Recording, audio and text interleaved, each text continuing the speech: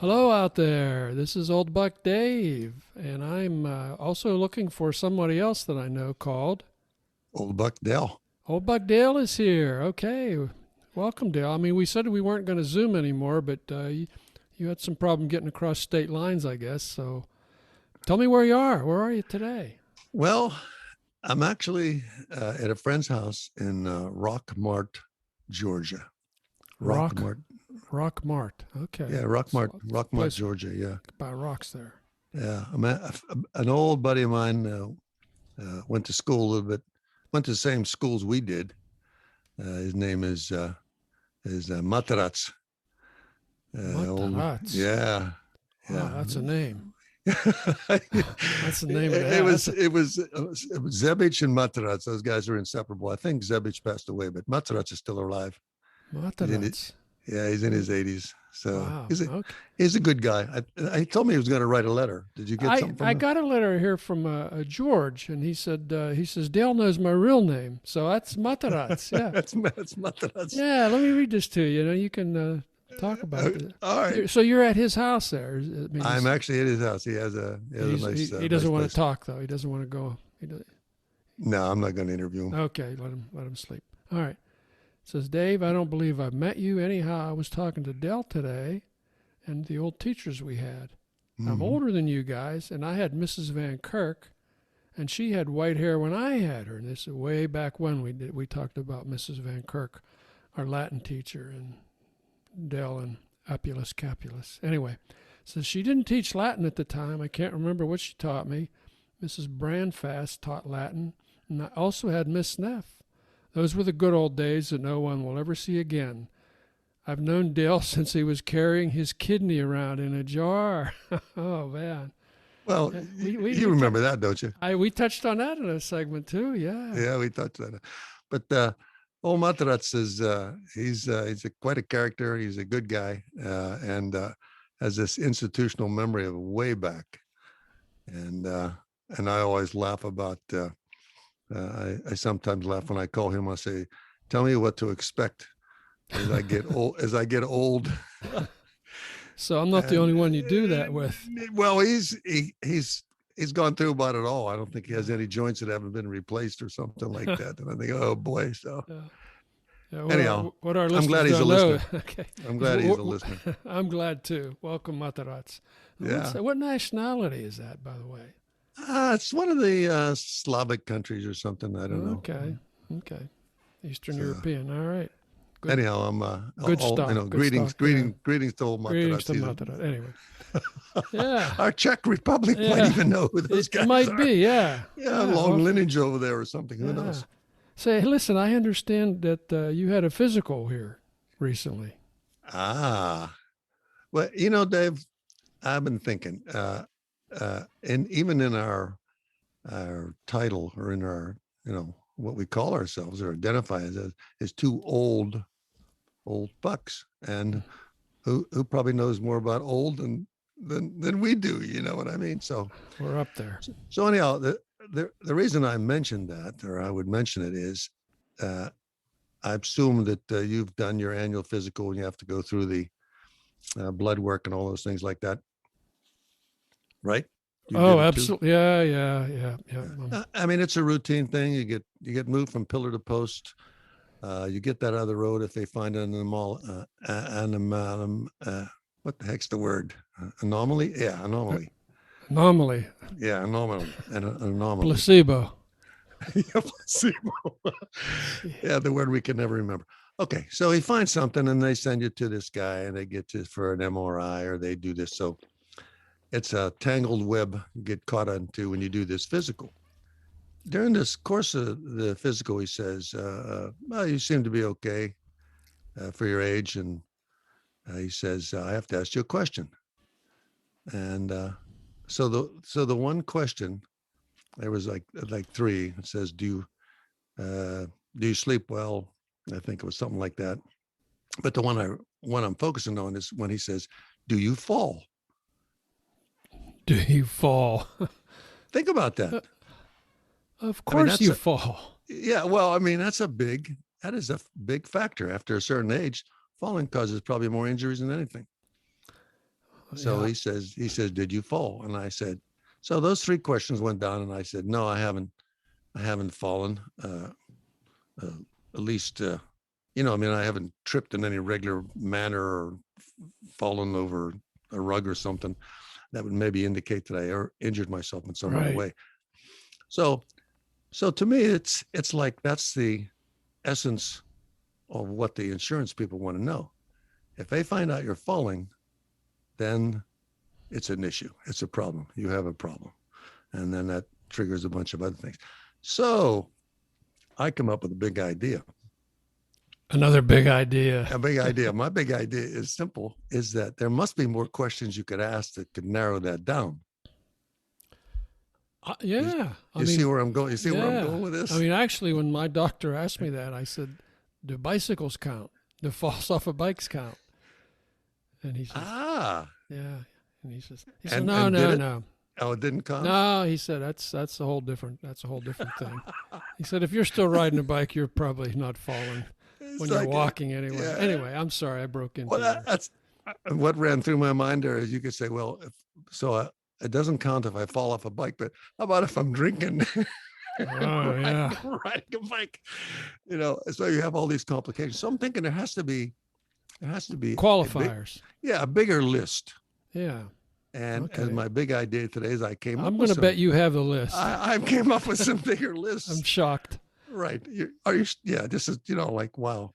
So you're in where? So, you're in somewhere in Georgia or? Rockmart, Georgia. Okay. Yeah. So, and Materazzi, he understands all these things. In fact, I think I talked about some of them with him, and he was laughing himself about because he's old and he has fallen, so he understood.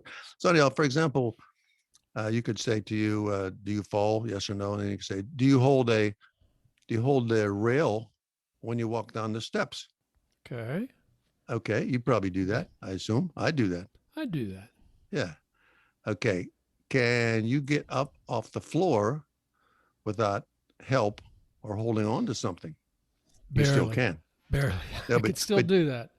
You still can. And there's a technique to that, isn't there? You have to do a certain thing. You have to kind of get that knee tucked underneath roll it. Over. Yeah. So a negative answer to that means you're not well at all. I mean, you got some other issues. So, and then I'm thinking, what about, do you often forget the glasses you're looking for are on your own head? I've done that half a dozen times. I'm thinking, wonder what indication that is when I'm looking for my sunglasses and they're right on top of my hat. They're right there. Okay. All right. Do you talk a lot about visiting other people but never do? Mm-hmm. Okay. To talk about. Can you balance on one leg and put your shorts on? Never. Not even when I was 7 years old, I couldn't do that. I've fallen doing that. I've tried that one time. Like just your cargo shorts, and you get your foot caught in that sleeve. Oh yeah, I get it. You get your foot, and then right over, and like an idiot, you're holding on. You're holding both hands onto the shorts, grabbing for air. Yeah. In the meantime, you're falling face forward right into the floor. A face plant. Yeah. So I admit I do. That's happened to me. Yeah. And another one, do you still think you can climb a ladder? Don't you think that'd be a sign of foolishness to say, oh yeah, I can climb I'm not afraid of climbing a 10-foot ladder, thinking, oh boy. I mean, he's marking this down. The doctor's marking all these things down. And someone's saying, this guy's going to hurt himself. We better keep an eye on him. Yeah. Okay. Do you understand that all the good stuff you like has too much salt in it? There you go. If you say, no, I don't think that's the case. All that processed stuff, no, too much salt. And, I had a little BP issue, and that's what he said the diagnosis was for that. So too much salt. Too much salt. Do you bump into walls by turning a little corner too quickly or too sharply? Have you done that yet? You're really splitting hairs here now, buddy. But you know what I'm talking about there, don't you? Yeah, I've done that. Yeah. Yeah, I've done that. This doesn't mean you're crazy. This just means you're getting old. My wife said, this house is getting too small. There's something wrong here. You start taping, it starts taping rubber cushions to the corner of the bathroom wall. Yeah. Let's see. Do you really think you can still eat as much? That's another one I think is a good sign. I learned that the hard way a couple times on a sub sandwich. Oh, did I pay dearly? Paid the price. Yeah, the first half was probably more than enough to last me for 48 hours, but I did the second half in the same day, and I thought I was going to die. How about this? Do you have your spouse carry in the bottled water? Wow, I don't know about that one. That's that like means a reach. It means you're strong enough to still do it. So if you say no, I don't. Okay, I got it. I'm still carrying 48 bottles of water in one plastic container. Yeah. That means you're still. Yeah, I mean, this is all a pattern. If someone takes this test, I'll be able to pronounce them a certain, I could pronounce them healthy or not so healthy or foolish. So these are, mentally. So are you gonna charge people for this questionnaire? Or? No, but there'll be probably lots of people write in and lots more. Yeah, it says, and here I threw these in just for fun. This is sort of a mental state. So after all these questions about falling and all this other things, I thought, do you remember episode 13 of Star Trek? Circa 1967. That should be the question. Fail. That the healthcare nurse gives you when she asks you to draw a clock. I've not had to draw any clocks yet.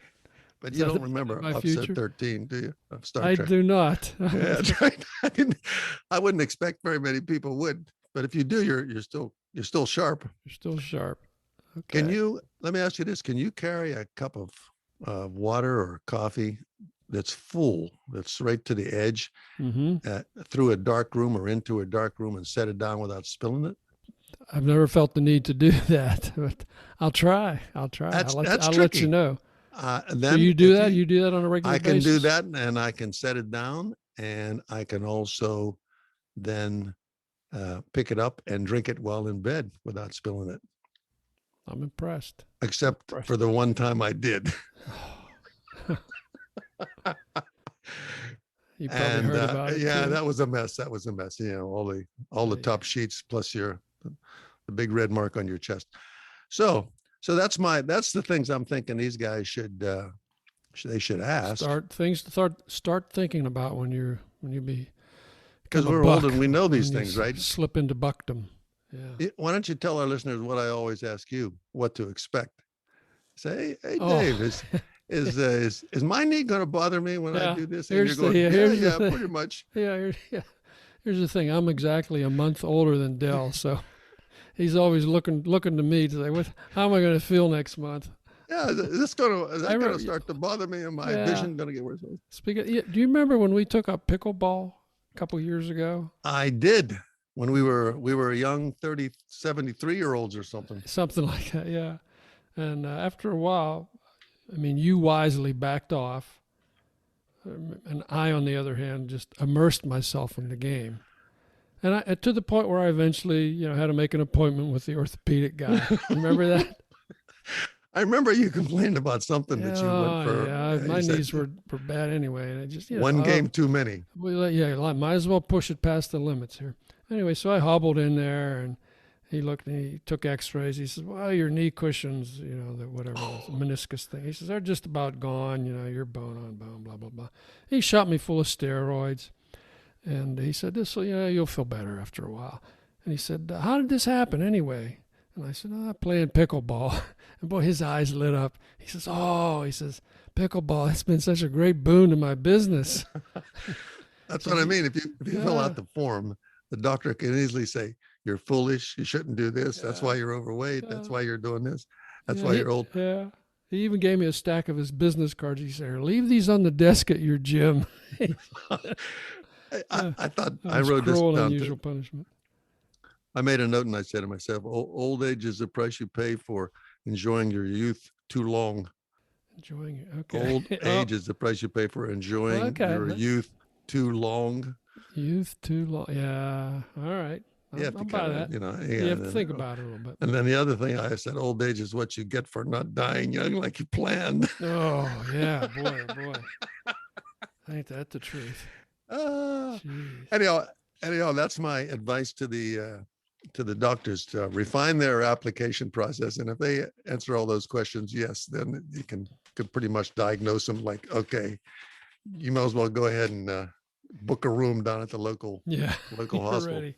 All So right. all our listeners out there in Buckland, if you're an older, and you understand exactly what we're talking about, and you might have experienced some of these things and even more, don't hesitate to fire an email into BUCKSTWOOLD. That's TWO at gmail.com, and tell us your experience. What else you would advise? What else you could add to that list? So yeah. you have a great list too, don't you? Did you ever put that list together about about cycling for me? Oh yeah. We could talk about that. I mean, we dropped we spoke about that for a few minutes last episode, I believe. The rules of cycling. These are sort of unofficial rules, or how would you preface Well, that? there's a website, and I'll put it in the podcast liner notes. It's Okay. The Voluminati is the website, but But this is stuff that they've compiled. these are the rules of cycling. Yeah. So these are basically half tongue in cheek, but probably a lot of these guys are totally into this. So I thought I mentioned. A lot of it made sense. I thought there were 20 or so. There are 95. I just checked the website here right before we got online here. And these are rules if you want to. This is for roads, basically for road cycling, although they do talk about off-road cycling a little bit and how you should behave. That sort of I think thing. riders in general probably could benefit, if not get a chuckle out of it. I think there's some serious. Well, there's a like you couple said, here that I tongue-in-cheek. can read. Now you probably have to be a roadie to appreciate these fully, but let me just throw a couple at you here. And this is rule number 7. Rule number 7 for cyclists, right? Yeah, it says tan lines should be cultivated and kept razor sharp. See, that's something that cyclists are so proud of. They got the tan lines around the thighs and around the biceps. With all the shorts and shirts and stuff like that in, right? Right around where their biceps should be. We're all so scrawny in our upper bodies. But they pride themselves on that really sharp tan line. And you, as you're driving down the road and you see a cyclist in all his gear, think his of this kit, that his rule, kit, and you'll know kit. why his or her kit. Oh, kit. Yeah. Oh, Of course, that's number 14. Shorts should be black. Okay. Shorts should be black.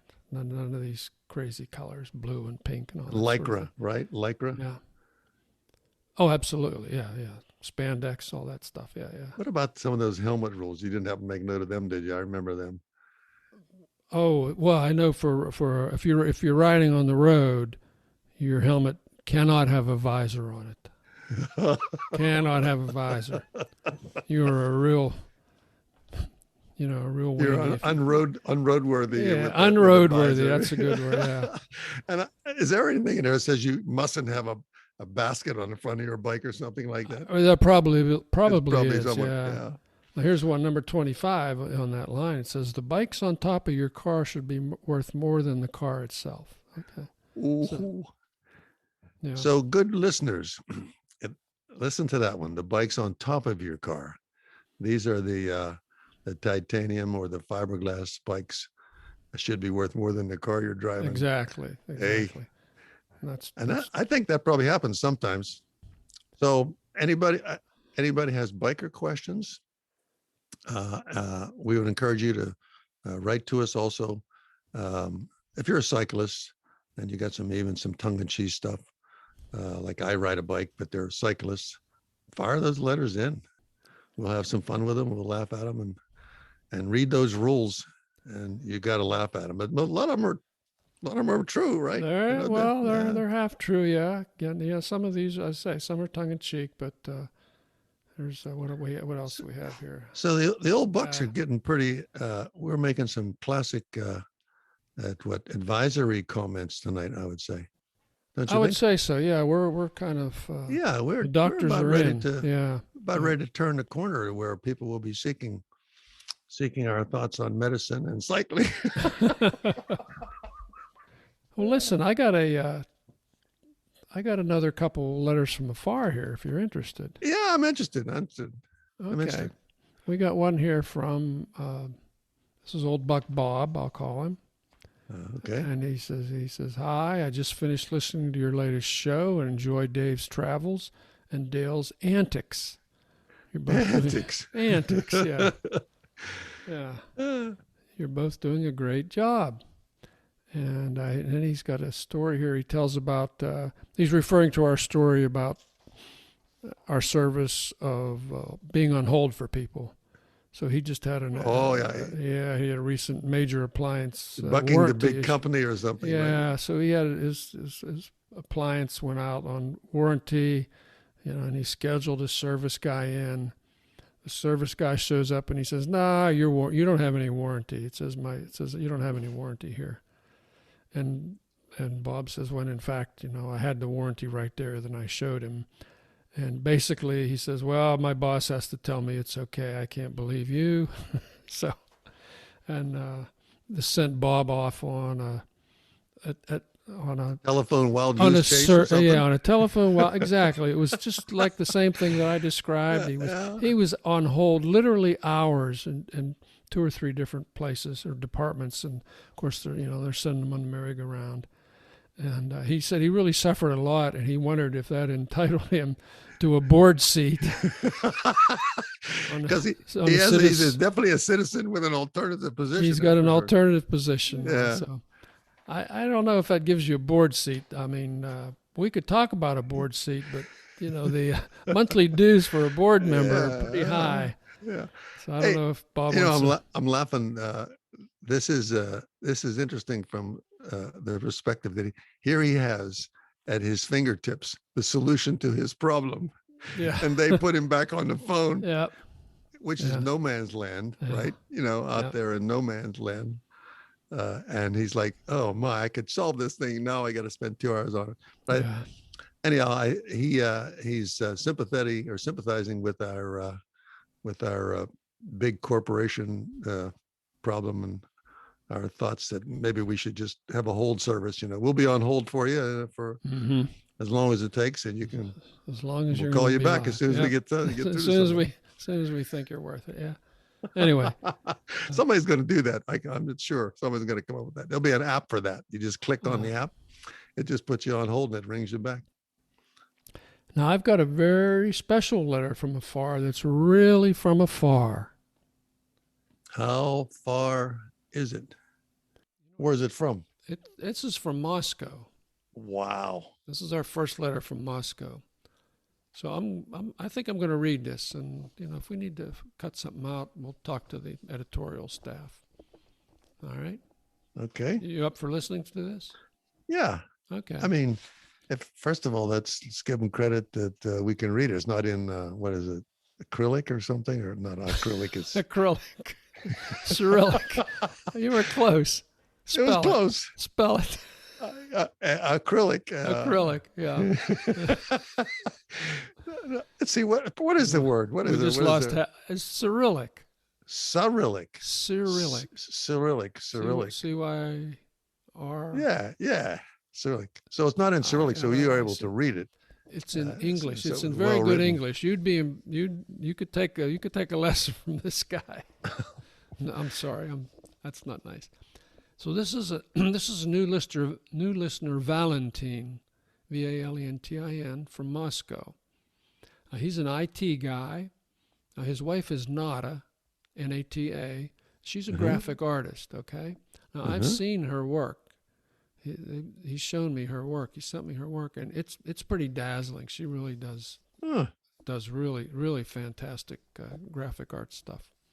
Now, in 2019, they made their first visit to the United States, and they drove 9,000 miles in a month to see the United States. Wow. Yeah. So he's familiar with old Buck territory. That's probably why. Well, yeah. I mean, it's a great letter. It's very detailed, And he starts off by saying how much he enjoys listening to us, and then he relates 2 episodes from his trip. We've said before, we're non-political here. We're staying out of the political arena. But these are Valentin's honest comments. I felt they were worth hearing, okay? Mm-hmm. So here goes his letter. Now, it's a very, very long letter. I'm going to read parts of it. He says, about our U.S. trip, it's hard to select from all the memories and impressions that I bring home from the trip. It's like our first sunrise on the Pacific shore, or those little light-reflecting pimples mounted between the road lanes, those reflectors, down the medial strip. I understand. We had a ride of 9,000 miles long, and almost all the time I was worried that my tires could be damaged while I changed lanes. So I tried to squeeze between them, sometimes with success. It was funny. I do that now. Yeah, okay, see? He says, okay, now I'm going to tell you about 2 bright events, Montana steak and California cops. Okay, the first one's Montana steak. I-94, approaching Billings from the east, middle of the day, nice early October weather. Rolling west, enjoying the Montana scenery, hills and plains. I really love open range, so Montana plains are awesome. Montana forever. So we're rolling, and it's time to make a stop, fill the tank, buy some coffee, etc., etc. So there's a little town named Custer. It is so little that I'm not even sure it's a town, more like a settlement. So we exit from I-94 and make a stop at a gas station, and I see a joint named Junction City. I ask Nada, why not have lunch here? We have a lot of time before dinner, and I'm a little hungry. Let's see how it looks inside an authentic American bar.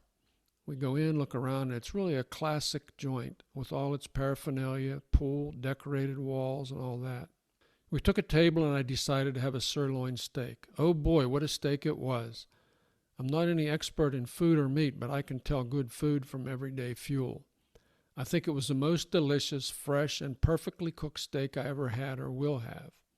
I will remember it forever, and I will always regret that I didn't order a bigger portion. In my memory, there will always be an image of of the interior of a classic American bar and me in it enjoying a perfect steak. Oh, that's cute. That's kind of nice. makes me want to go there myself to check that out. Yeah. I mean, we do have some really good steaks in this country. If you're traveling like that and you're willing to, get off at an exit that's not marked with a big McDonald's sign or something. Yep. You never know what you're going to find there. You just never know. So, well, I'm glad he enjoyed that. Yeah, is there more? Nice. That was great. Now, this is California cops. Okay, this is the second incident that he's reporting on here. He says, I don't remember which town, but it was the day we left Oregon and entered California. After stopping for the night in some motel, we went to search for dinner. Interesting, it looks like it is about food again, but it's not. Okay, so he says, I'm not going to talk about food again. Took a walk and soon enough found a family restaurant like Red Lobster, something like that. So we said, why not? We went in, and he said, to understand what happens to me next, I should explain some Russian mental templates. Basically, we have an oppressive and repressive regime here in Russia. Have now and had before perestroika. A militiationer, now a policeman, is not a public servant and your friend. It is a government power tool to maintain order on the streets. Perfect order is when no one is on the streets. So when you see a policeman here, he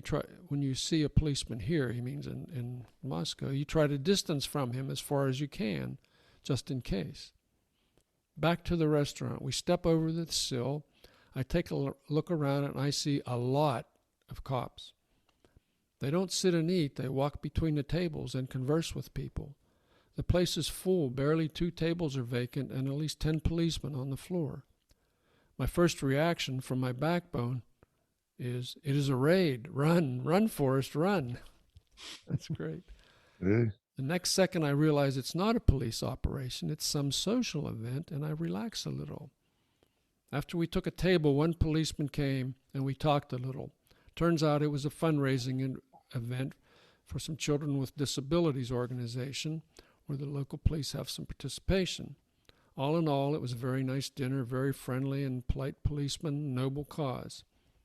For me, it was such a bright emotion wave. I clearly remember that one or two minutes as I walked in, take a table and talk to a policeman. And I don't remember anything else. What the town was, what we ate, what we did after dinner, nothing.